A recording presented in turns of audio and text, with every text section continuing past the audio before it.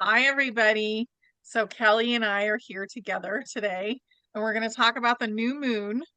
And remember the new moon. So, we're going into a new thing, a new cycle, and astrology is helping us all the time. So, remember that. But I feel like there's going to be a lot of big changes and shakeups, and we're seeing them already. But I feel like our inner child or our inner children, our Mm. human self, is about ready to embrace change. So that's going to be huge because everything starts with us. So if you can talk to your inner child, you can encourage them. You can say, listen, I'm going to hold on to your back. We're going to make sure that you have me at your back to guard you, to take care of you as we go through this big adventure of ascension. That will really help as we go through this. So think about that a little bit because the inner child, the human consciousness, is the whole purpose of why we're here.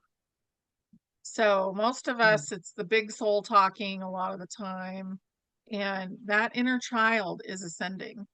That's who we're ascending out of this density. So think about that. Think about how you can encourage your inner child to be ready and excited about this adventure that we're about to go on. So tell us, Kelly, what is in store for us? Bella, new moon. The new Yeah. moon, it is. It's a new cycle and it's in Virgo. We're in Virgo now. So Mm, I love Virgo. Virgo's a pretty misunderstood sign, I think a lot. It's an earth sign.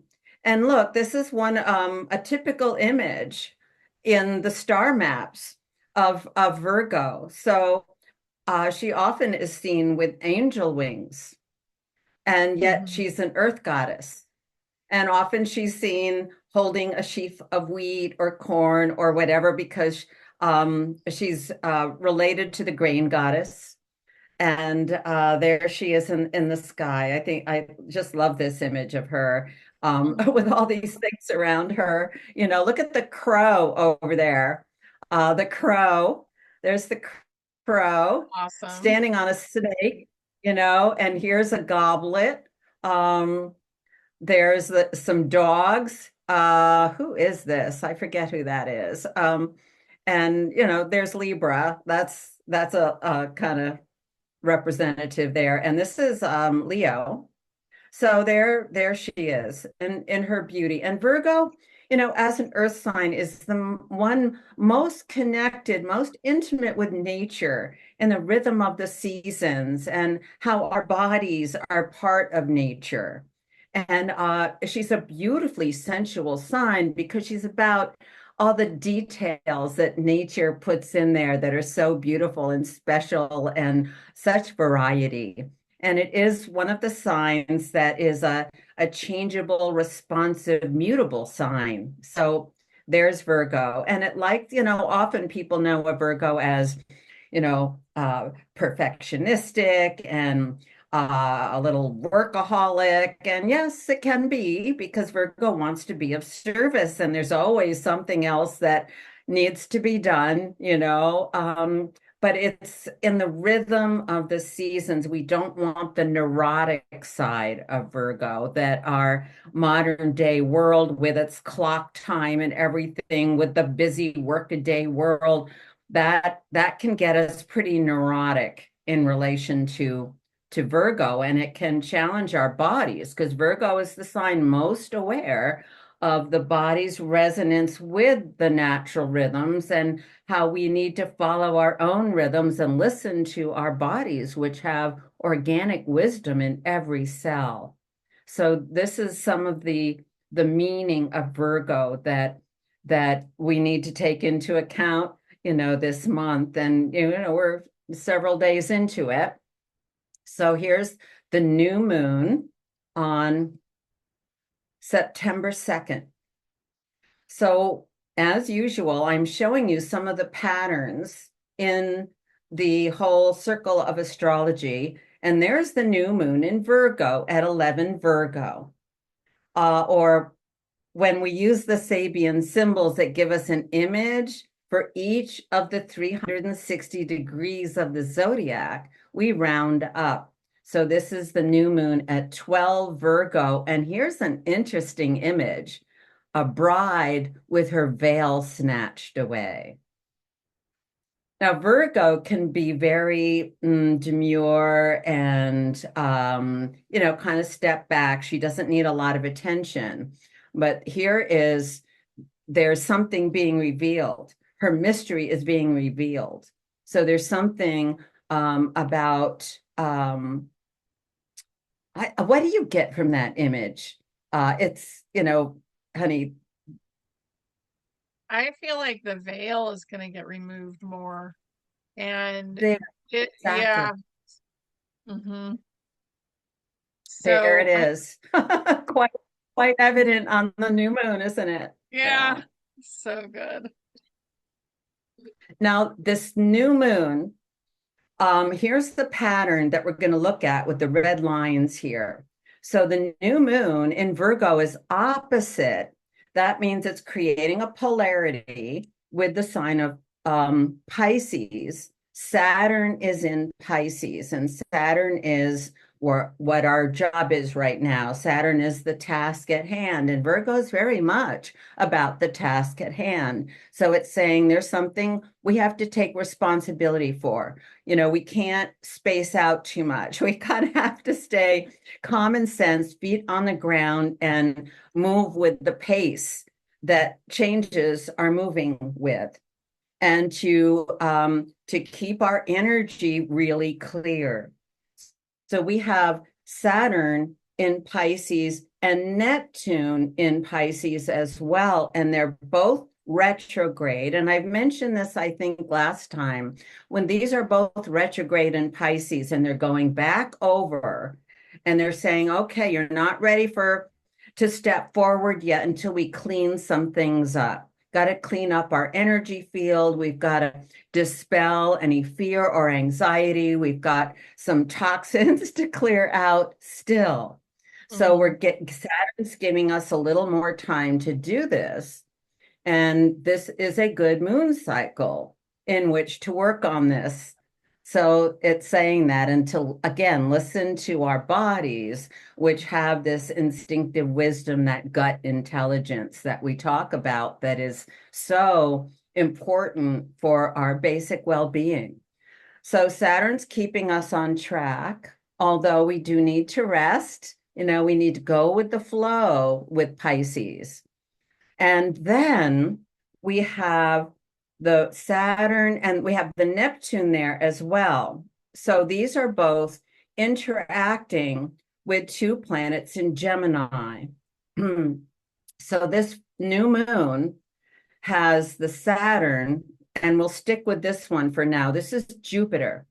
So Jupiter is our belief systems, it's our philosophy. In Gemini, it tends to be like open-minded, all kinds of new information coming up. And sometimes that feels a little overwhelming. And sometimes Saturn says, I'm not going to listen to that. I got enough. I'm overwhelmed. This is too much. I can't handle it all. And so there's that part of it. And there can also be the belief systems. The veil is getting stripped away.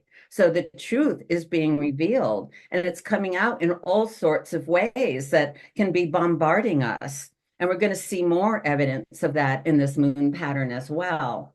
And one of those indications is Neptune, which sometimes likes to keep that veil on. I don't want to deal with it. I don't want to see it. Don't tell me about this.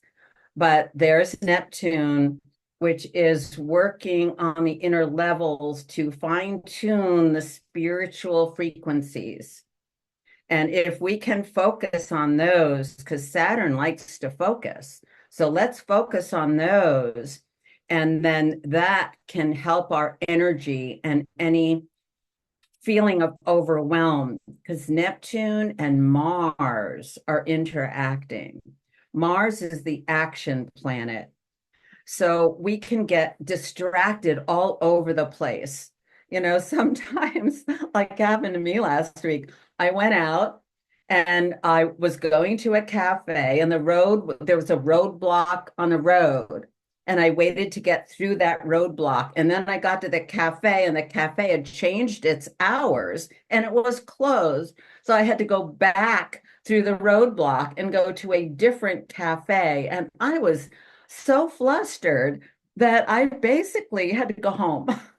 So it was, how much can you handle? And apparently I wasn't ready for too much change at that moment, partly because of this fine tuning of the energy and that need to take care of the inner child and not get exposed to too many influences which are distracting or disturbing. So, this is kind of delicate energy, let us say. Mm. And one of the things that can help us is if we keep our goal in mind, if we have a goal, if we kind of keep our sense of direction clear. It's hard when there are roadblocks. You've got to find a different way to go. But so this is a lot of variety, a lot of different things happening, and how to kind of just keep calm. And there's that listen to your body and just take your time. So that's part of, kind of staying in your own rhythm, which these rhythms are changing because there's so much energy coming in. So we've got to take that into account that, we can't operate in the same ways that we were.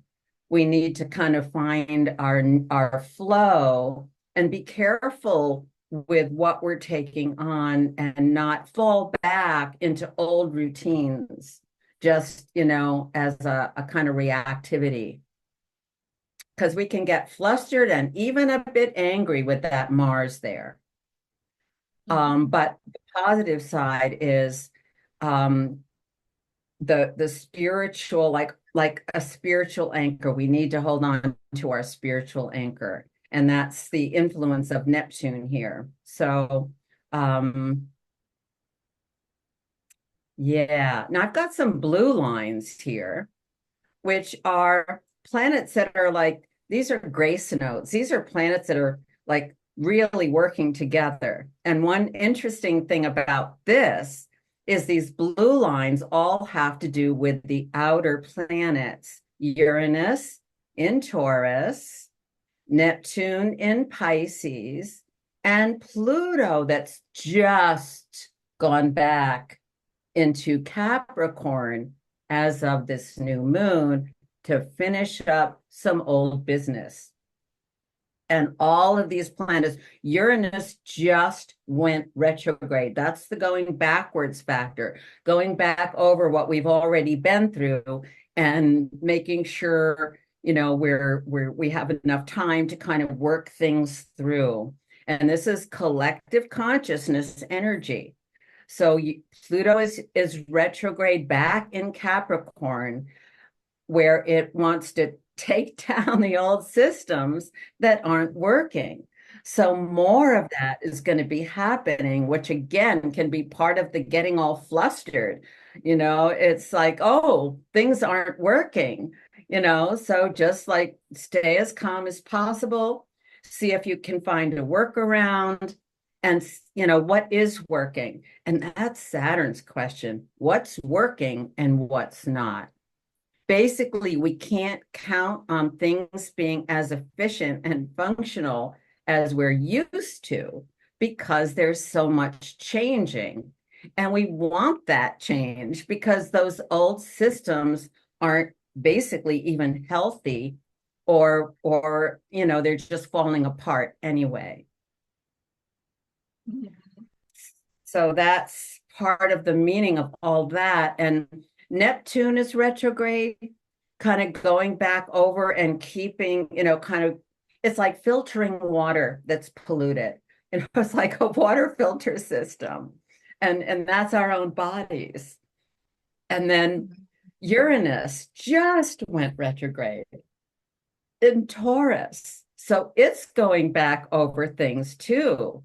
And it's working really well with Capricorn, Pluto in Capricorn and Earth sign, Uranus in Taurus and Earth sign. This is like on the ground stuff and how it's changing. And it's been preparing and it's been changing.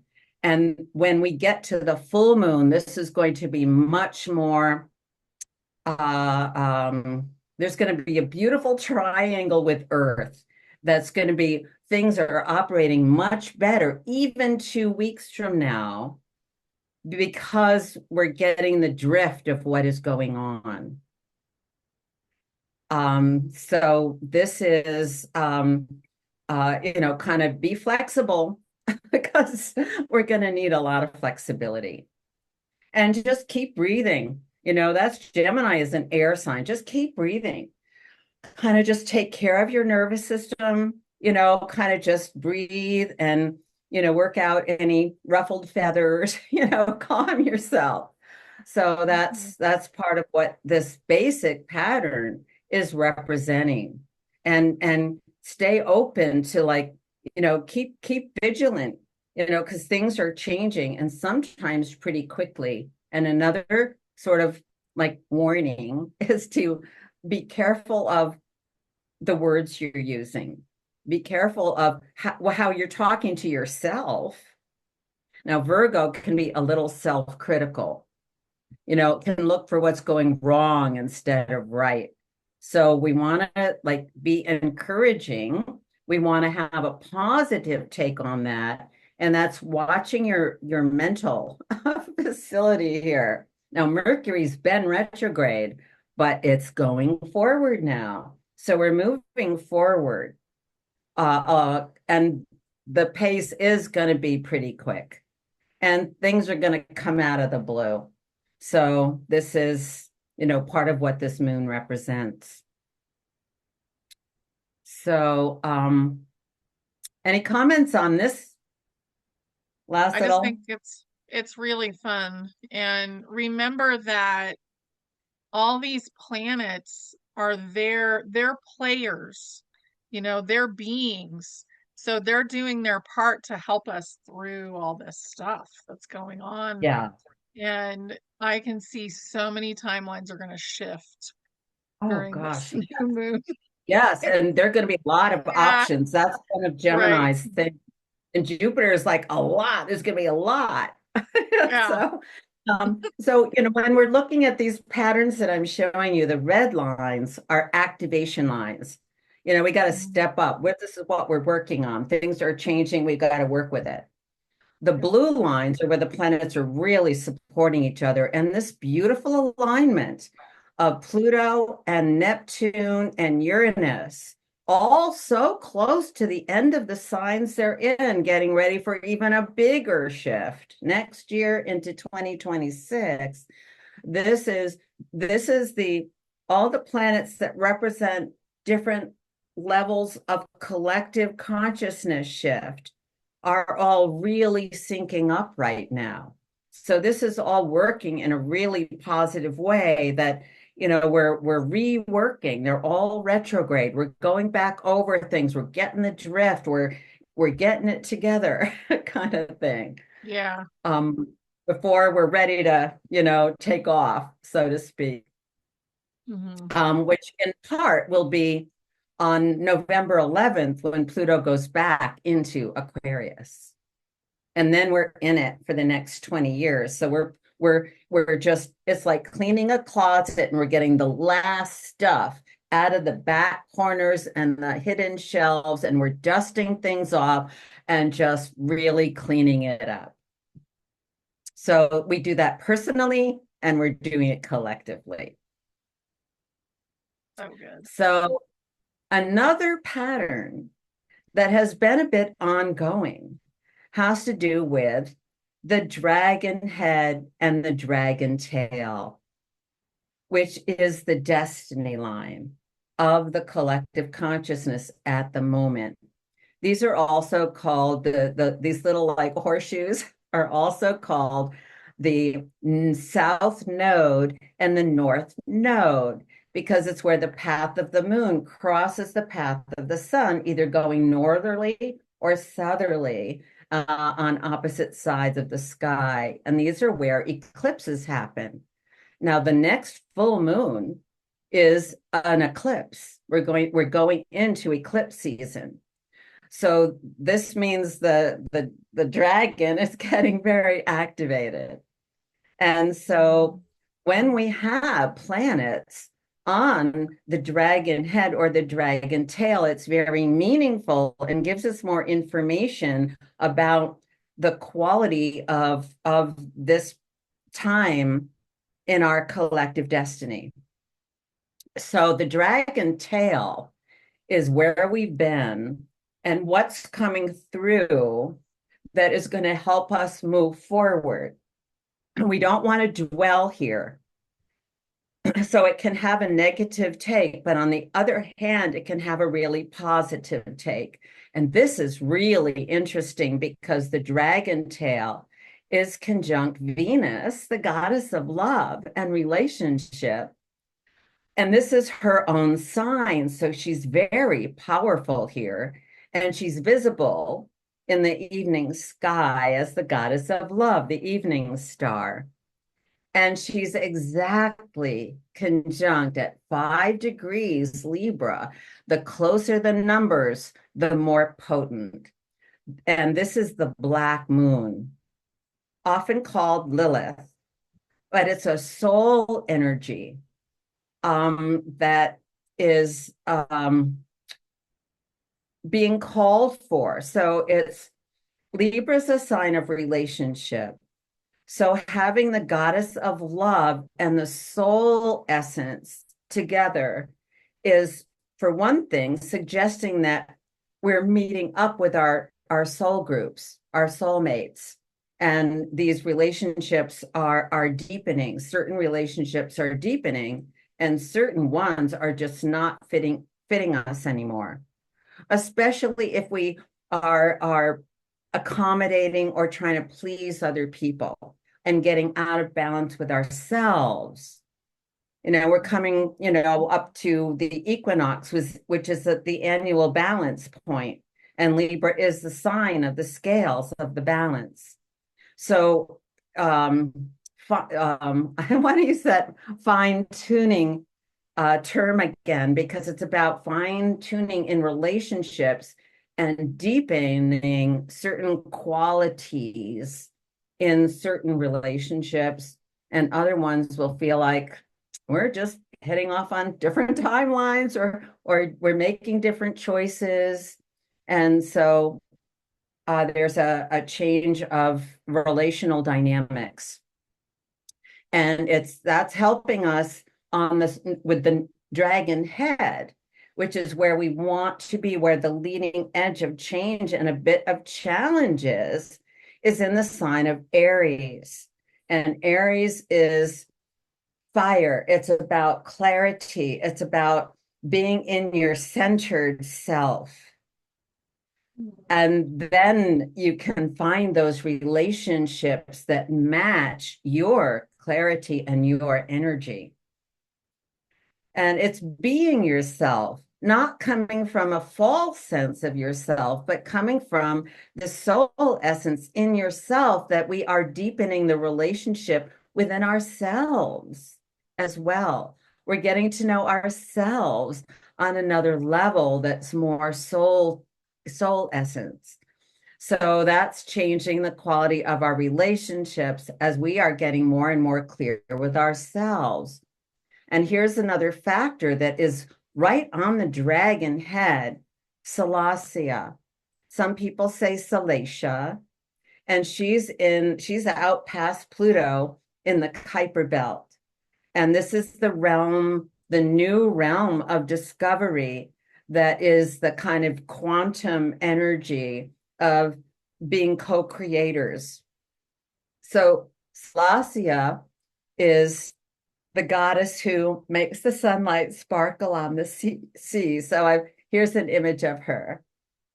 So she's coming through these cosmic light waves, through the waves of plasma that are coming into our system, And then she's translating that, into our lives. And there's the sunlight sparkling on the sea, but it's more than just that. Our bodies are made of water, so we're having sparkles in our bloodstreams and in our inner plasma and in the waters in our body. So this light is just flowing through, and Salasia is part of that. So as we're welcoming that and attuning to the light that's increasing, that's part of the challenge, and the increasing clarity with ourselves that's being kind of demanded in a way, but in a good way. It's an Mhm. invitation. It's like, okay, everybody, you can do this. So, so there she is. So that's the leading edge of consciousness right now. This light energy coming in and rising to it. And then the challenge, and we've looked at this before because Ceres, Ceres, has been in Capricorn for a while here, in a dynamic activation with the destiny line. And it's very close. She's at 7. The destiny line is at 6, 6, and Venus and the black moon are there as well. So Ceres is the goddess of the grain. She feeds the people, body and soul. She's in the sign of Capricorn, which is an earth sign, very much about the productivity of the earth and things like farming, food production, and the quality of food production that we're becoming more aware of. And that's part of the system that has to be changed, is to address the Ceres energy, because she wants well-being for all creatures on the earth. And so she's holding in here saying, this, you've got to look at this. You've got to look at this. This is one of the key issues that is needing to be addressed. So let's see, I have it. Let me get the graphic of Ceres, because I live in Vermont and Ceres is on the golden dome on our state house building. So, Oh, and yeah. that's that, yeah, and there she is. Yeah, the statue, there were 2 statues that rotted, and we have a third statue now as of just a few years ago. So there's the new one. I took a picture of this as she was being carved and finished, and she's got this golden band on her head with a star. And this is actually a lightning rod, like that can channel lightning when it comes down. So it doesn't, kind of blast things away. So I love that about her. And there Mhm. she's, holding some grain. And she's just got this beautiful grandmother, godmother calmness. And that's partly also because she's in Capricorn right now, which is like the maturity of experience and wisdom, and how the land and has been, how it knows how to grow things. And we don't want to poison the land anymore. Mhm. We want to bring up small farms. We want the animal husbandry in a positive way. And, she's got a mythology that also has to do with children, and with her daughter in particular. There's that famous myth where Persephone got taken to the underworld by Pluto, and Oh, Ceres is Demeter, the mother, in that myth. So there's something also about um, the well-being of generations to come that's important for Ceres, and for attending to the challenge that she is in right now. So looking at this one more time, we see how Ceres is really activating the destiny line. And this is going to continue for a while longer. And interestingly, this is a kind of pattern that it's like it has three legs. It's like a chair that wobbles because the fourth leg is missing. And the fourth Mhm. leg would be over here in the sign of Cancer. And there's nothing there right now. But on the next full moon, Mars is going to be right there at 7 degrees. Mars is going to be filling that in. So this full moon is going to bring a lot of things to fruition. We're going to see a lot of results even by the full moon, and a further activation that plays out for the waning moon, until the next new moon. And again, this next full moon is an eclipse, not a major, obvious dramatic eclipse, but it's an eclipse that do change the energies. So there we've got that. Wow. Any comments on this part of things? Yeah, I think the dragon energy is going to come in through the eclipse. And that's Yeah. going to create even more sovereignty for humanity. And some of the dragon souls will come into human bodies. So basically, there's many kinds of NPCs, and one of those kinds is a human being, like just the human consciousness, without a big soul that's guiding. So some of those Mm. dragons are going to come in and become guides. And those people are going to become extremely strong when that happens. Mm. And it's going to create a lot of change, it feels like, and like a ripple effect. And the Mars thing, that feels really good too, because it feels like that's going to instigate small business. So that's going to Excellent. help. Yeah. Excellent point there. Yeah, the Cancer is a sign of home and family. So it's like small family businesses sort of thing and small family farms sort of thing. And, creating a kind of sense of home and community. And it goes back to also children. So yeah, it's an interesting comment you made there. So I had another thought that just went out the window, but oh, the dragons. So the nodes of the moon are called the dragons, and there's a whole mythology, about how that all happened, and that the dragon got cut in half because he was too greedy. So now there's the tail and the head, and it's partly these nodes of the moon denote where eclipses are happening. So we're going to Okay. have the next new moon is going to be an eclipse as well, because there are always two at the same time, and sometimes three. So Mhm. that's yeah, the dragon energy is they talk about the dragon lines, right? In the ground, the power in the ground. And I've Okay. heard that some of those dragon lines are moving in this evolution of the earth time. So Mhm. interesting all there. So let's see. There's Thalassia, there's Ceres, and this is a couple of extra little things I just have to mention because they're sort of big. So um now every sign has a planet that rules it. So the ruler of Virgo traditionally is Mercury. And Mercury also rules Gemini. So Mercury has a lot of say on this new moon cycle. And there's Mercury in Leo. We've had Mercury retrograde, for about 3 weeks, but by this new moon, it's moving forward. And it's in Leo, a creative sign. And it's about expressing and creating. And Mercury is in a red dynamic activation line with Uranus. And this is like all of the new information that's coming out. Mercury was retrograde and it was digging it out. And now it's going to be out there.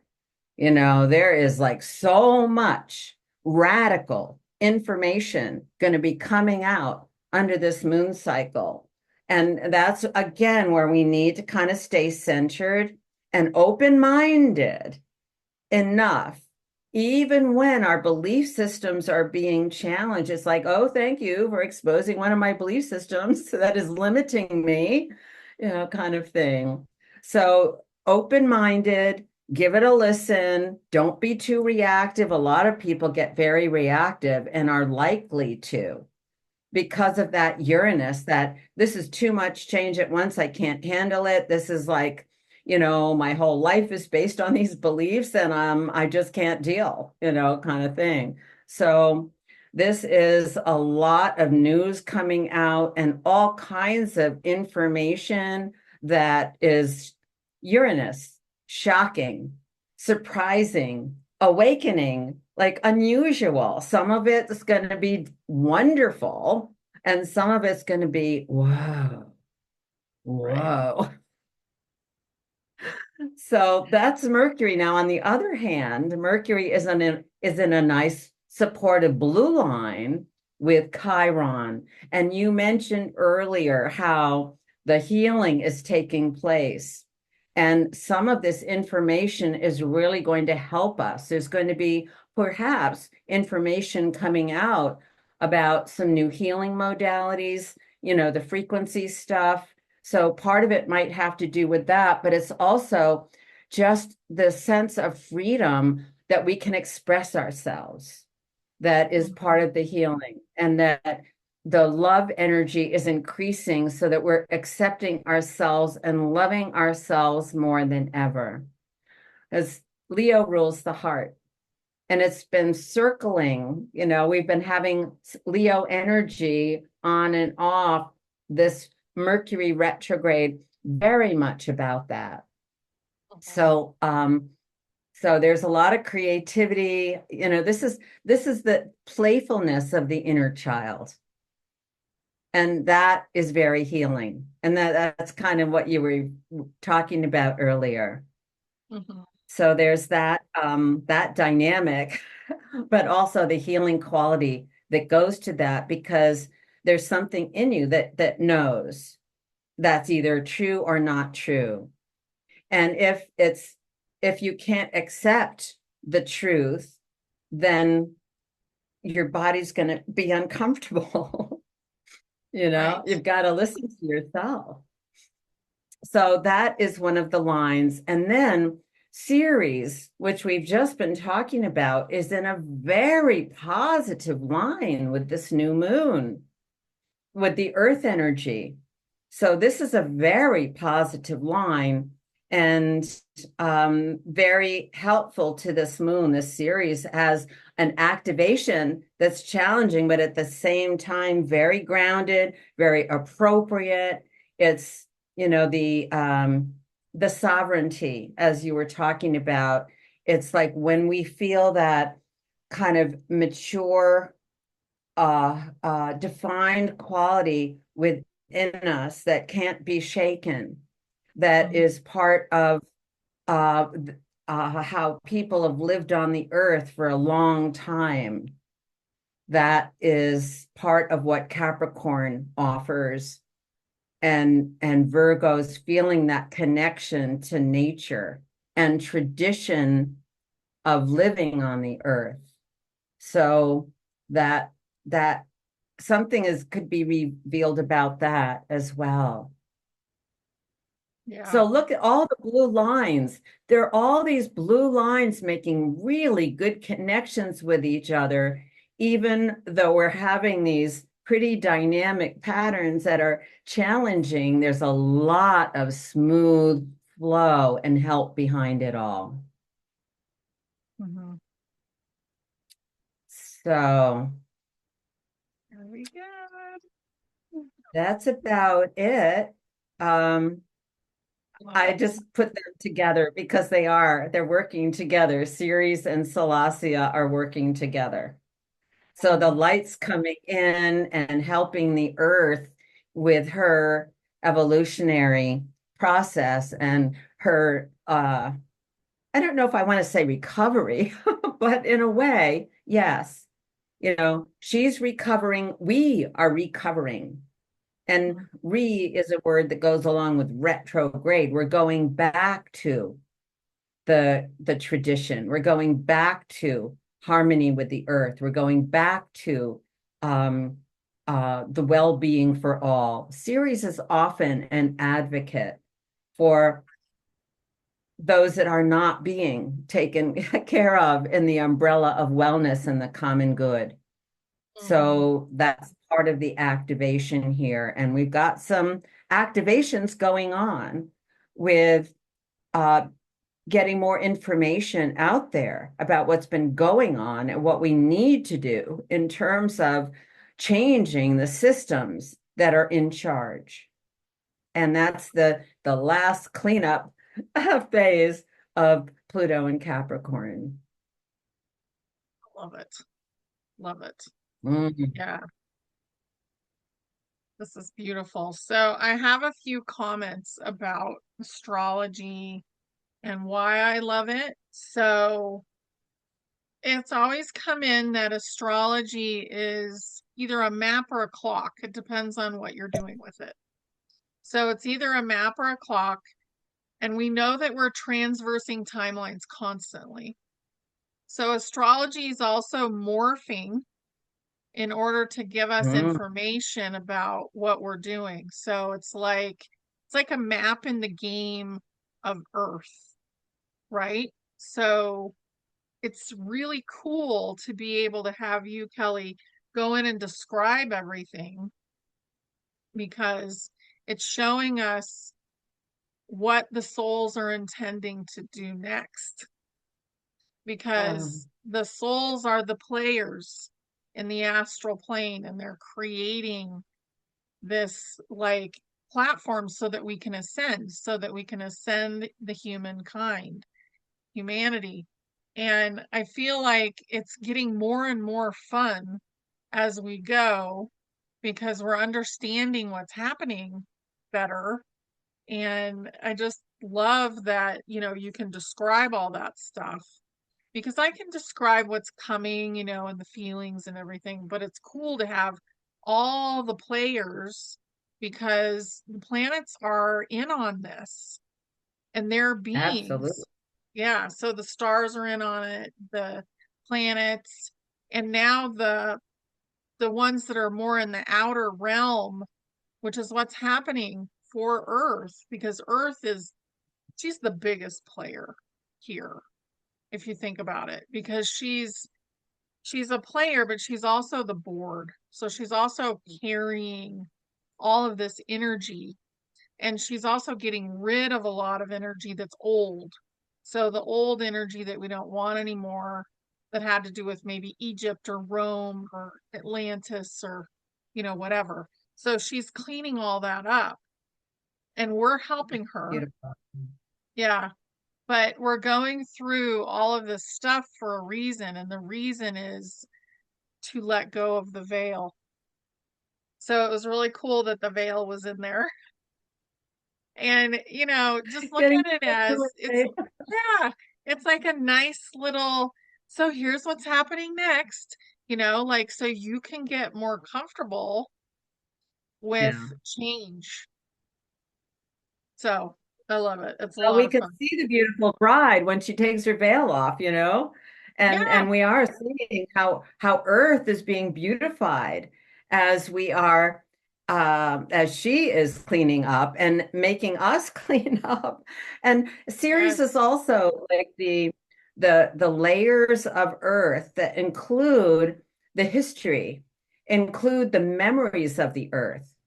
So where there is, like trauma memories, that stuff has been coming out in different parts of the world. We obviously see that. And oh so yeah, that's part of the nature of Ceres and the earth energy as well, because she's has to do with those layers and what has happened, like the Australians talk about song lines, and they're not the only, kind of tribal peoples or indigenous peoples that have that kind of history of the land and the memory of that we're that's coming up both in its necessity for healing and for its positive power of renewal at the same time.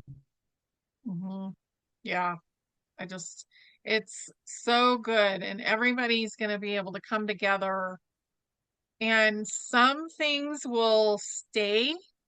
So some of like the Native American things will stay, the Aborigine things will stay. They will be considered to be, like amazing parts of history that we're still going to use because they still have memory of before too. But some of those traditions will go with all the people, here because they no longer Mm. serve us in the fifth density. So it's just going to be a lot of fun to go on this adventure.